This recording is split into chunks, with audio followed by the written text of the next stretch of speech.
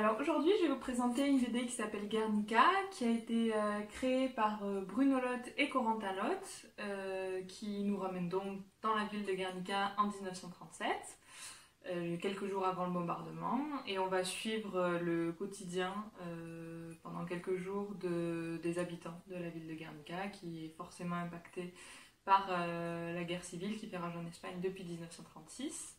Donc ça c'est le premier décor. Le deuxième décor ça va être Paris où on suit Pablo Picasso qui est réfugié en France depuis quelques temps et à qui on a passé commande d'une œuvre coup de poing contre Franco et en soutien aux républicains espagnols et qui est un peu en panne d'inspiration.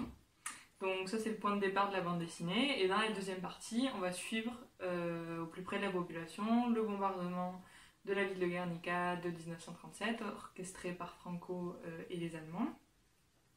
Donc c'est là que graphiquement c'est très intéressant. On va retrouver une mise en scène hommage au tableau de Picasso. Avec ce personnage, vous reconnaîtrez une position d'un personnage qu'on retrouve dans le tableau de Guernica.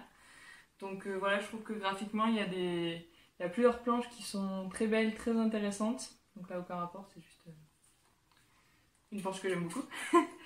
Donc voilà, ce qui est intéressant dans ce livre, c'est à la fois le travail de mémoire qui est réalisé, c'est-à-dire que les personnages qui nous sont présentés dans la bande dessinée, leur parcours il est inspiré de témoignages qui ont été récoltés par les auteurs de survivants au bombardement de Guernica.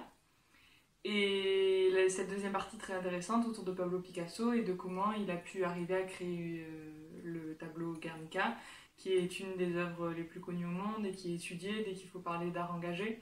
Donc voilà, je trouve que la bande dessinée fait un travail super et que ça vaut le coup d'œil.